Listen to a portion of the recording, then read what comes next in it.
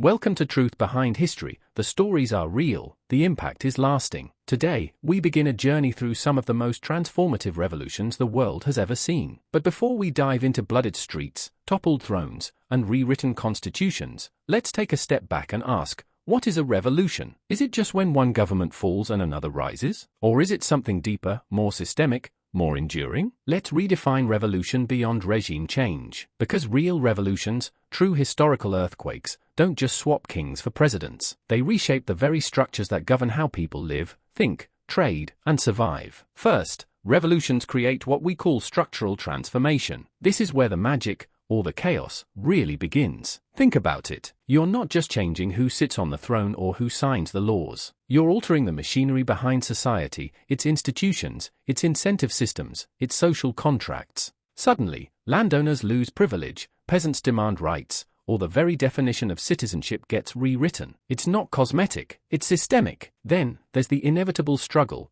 Power versus resistance. Every revolution is a clash between a centralized authority trying to maintain order and a decentralized force demanding change. Whether it's angry mobs storming palaces or silent protesters shaking empires, revolutions are born in this tension. They expose a basic truth: no matter how strong a regime seems, it can be overwhelmed when enough people withdraw their consent. And let's not ignore the economic shockwaves. Revolutions reorder economies, period. Monetary systems collapse or get rebuilt. Property rights are erased or rewritten. Entire production models shift. One day, gold is money. The next day, it's a pile of worthless metal. A revolution isn't just political, it's economic re-engineering, and the consequences can last for centuries. So here's the big question we're going to explore: do revolutions set people free, or do they just replace one master with another? As we walk through each case, I want you to watch for the patterns. Look for what changed, but more importantly, what didn't. Let's begin.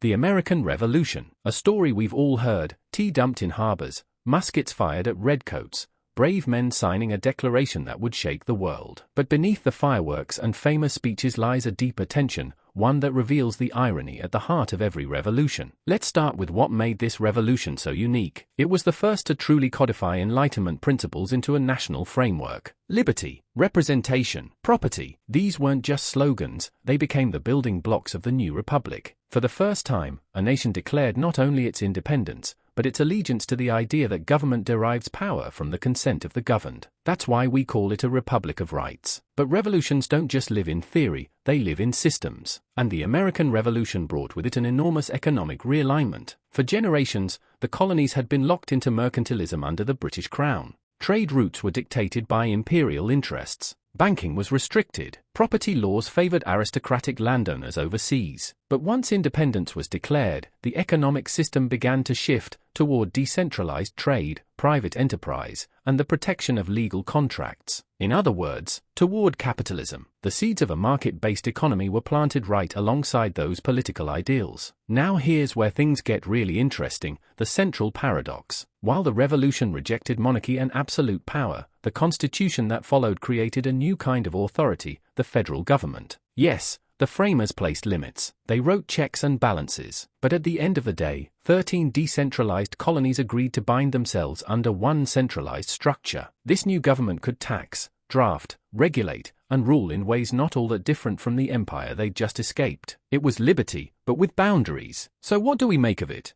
Was the American Revolution a victory for freedom, or simply a trade-off between one form of central power and another, slightly more polite one? That's the tension we'll carry with us as we move forward. Because the next revolution? It tried to go even further. Now we enter a very different arena: the French Revolution. If the American Revolution was a carefully crafted declaration of rights, the French Revolution was a tidal wave of rage, idealism, and blood. It didn't just challenge a monarchy, it tried to rewrite reality itself. Let's begin with what we might call an ideological rebirth. The old order, what the French called the ancien régime, wasn't just politically outdated. It was a deeply stratified society where birth determined your fate. The revolutionaries wanted to change all of that. They wanted to erase inherited privilege and redefine what it meant to be a citizen. No more nobles, no more church hierarchy, no more divine right of kings. Instead, they aimed to build a republic based on secular law, national identity, and Enlightenment rationalism. In short, they weren't just toppling a throne. They were trying to reconstruct the soul of France. But revolutions need more than ideals. They need food, money, and functioning markets. And here's where things went off the rails. The French Revolution unleashed what we might call economic engineering. In their pursuit of equality, the revolutionaries imposed price controls, printed massive amounts of paper currency called assignats, and seized land from the church and aristocracy. Sounds fair, right? But the unintended consequences were brutal. Markets collapsed. Inflation soared. Bread riots erupted. The same people who had cried out for liberty now struggled to eat. Ideals are noble, but they don't feed you when the supply chains break. And then came the terror, a phase so violent, so chaotic, that even today the word carries its own historical weight. The revolution devoured its own leaders. Robespierre, Danton, and countless others met the guillotine. Mass executions became normalized. Fear replaced debate. And when the dust settled, who rose to power? Not a philosopher, not a democratic assembly, but a military man, Napoleon Bonaparte. He crowned himself emperor. The revolution that began with cries of liberty ended in empire. So what does this teach us? When you attempt to redesign society from scratch, you risk unleashing forces you can't control. The French Revolution was radical, inspiring, terrifying, and deeply human in all its contradictions. Let's move now to a revolution that pushed even harder against the limits of power, one that began in chains. Now we turn to one of the most extraordinary revolutions in human history, the Haitian Revolution. And if you've never heard much about it, well, ask yourself why that might be. This was the only successful slave revolt in the modern world. Not a partial uprising, not a failed rebellion, but a full-blown, organized revolution that toppled the most profitable colony in the French Empire, Saint-Domingue, and established the first black republic on earth. It began as a slave rebellion, but it quickly transformed into a war for sovereignty. Enslaved men and women, many of them born in Africa, fluent in military tactics, and deeply spiritual, rose up against their French masters with fire and fury. Under the leadership of figures like Toussaint Louverture, they didn't just resist, they conquered. They defeated French, Spanish, and British forces in one of the most complex military campaigns of the era. But revolutions rarely come without a price. The plantation economy, built on the brutal exploitation of enslaved labor, collapsed. France lost a massive portion of its sugar export wealth, an economic catastrophe for the empire. And for Haiti, victory came with deep costs. The new nation was economically isolated, diplomatically shunned, and seen as a threat by every slave-holding power in the Western Hemisphere. Freedom had been won, but it would not be rewarded. And then came the final blow. In order to gain diplomatic recognition, France demanded reparations. Yes, you heard that right. The newly freed black nation was forced to pay compensation to the former slaveholders for the loss of their human property. The debt was staggering and lasted for over a century. Imagine that, generations of Haitians born free, but born into debt for the freedom their ancestors had fought to secure. So what does the Haitian Revolution reveal? That freedom, once seized, does not guarantee peace. That empires don't let go quietly. And that the cost of liberty, when wrested from chains, can echo for centuries. Let's move now to a revolution that began with the fall of a dynasty and ended in the iron grip of total control.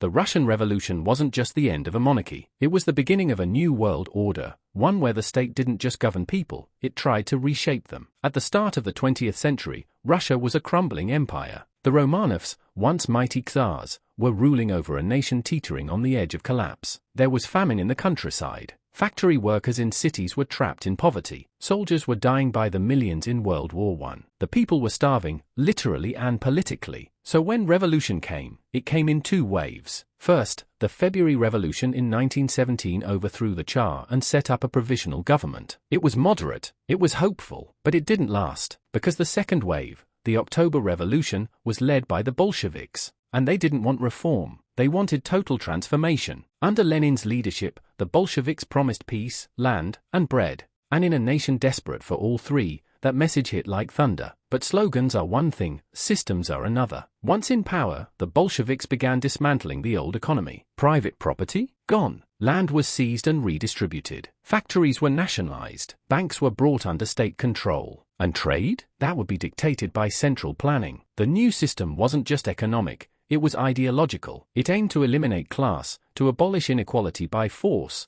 and to build a workers' utopia. But what happened instead? Collectivization destroyed agriculture. Grain requisitioning led to mass famine. The economy seized up, dissent was crushed, and Lenin's successor, Joseph Stalin, took repression to a terrifying level. Millions were executed, exiled, or disappeared. The state didn't just punish actions, it policed thoughts. What started as a revolution against autocracy became a regime of even greater control. The Shah was gone, but in his place stood a state that monitored every farm, every factory, every conversation. The Russian Revolution teaches us something chilling. When a government claims the power to completely remake society, it often ends up crushing the very people it claimed to save. And with that warning in mind, we turn next to another massive communist revolution, this time in the East.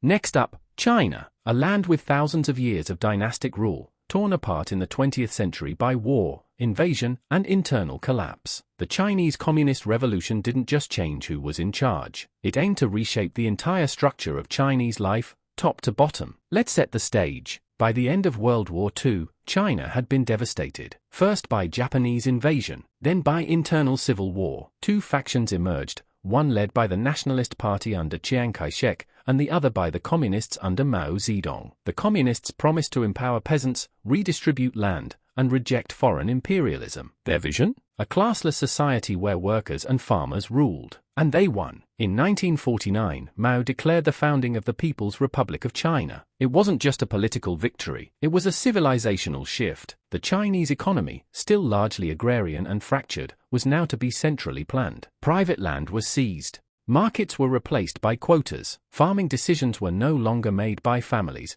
they were made by the state. The idea was that collective effort would yield more than individual ambition. But it didn't. The most infamous example came with the Great Leap Forward. On paper, it sounded bold: mobilize the population, create massive communes, industrialize the countryside. But in practice, it was a disaster. Farmers were forced into collective farms. Unrealistic production targets were set. Grain was exported while people starved. The result? A famine so vast it killed tens of millions. Not from invasion, not from war, but from state-directed economic planning gone catastrophically wrong. And that wasn't the end. Mao launched the Cultural Revolution in the 1960s, an ideological purge meant to eliminate so-called counter-revolutionary thought. Teachers, artists, intellectuals, even loyal party members were targeted. Books were burned. History was rewritten. Children were turned against parents. Loyalty to the state replaced loyalty to family, to tradition, even to truth. So what can we learn? That centralizing power in the name of equality often leads to mass suffering. That erasing markets doesn't erase scarcity, it just hides it until it's too late. And that when a government believes it can reprogram the soul of a nation,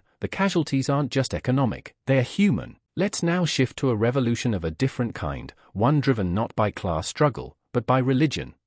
Now we turn to a revolution that defied Cold War logic. It wasn't about capitalism versus communism. It wasn't driven by class warfare in the Marxist sense. The Iranian Revolution was something different, a popular uprising that didn't end in a secular republic, but in a theocracy. Let's start with the backdrop. By the 1970s, Iran was ruled by Shah Mohammad Reza Pahlavi, a monarch backed heavily by Western powers, especially the United States. He promised modernization, progress, and secular reforms. Oil money flowed, cities grew, technology advanced. But beneath the surface, resentment festered. The Shah's regime was autocratic. Opposition was silenced. Secret police known as Savak tortured dissidents. Wealth was concentrated in the hands of elites connected to the monarchy. Rural populations and the religious majority felt alienated by the Shah's aggressive push toward westernization, what many saw as a rejection of Islamic values and national identity. So when the revolution erupted in 1979, it wasn't led by communists or foreign invaders. It came from the streets. Students, workers, bazaar merchants, religious clerics, and everyday citizens marched together.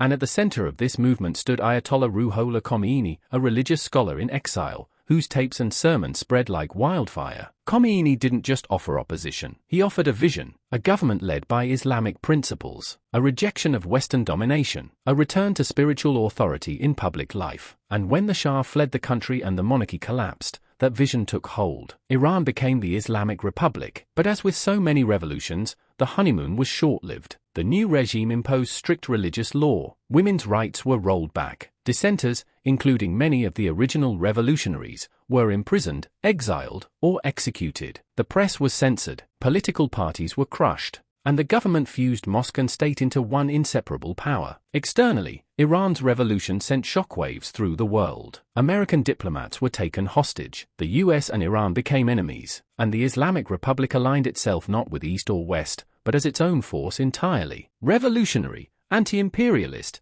and deeply theological. So here's the key question: can a revolution grounded in religious authority protect freedom, or does it just sanctify repression? We've now seen revolutions driven by liberty, equality, class, and faith. But before we close, let's step back and ask, what connects them all?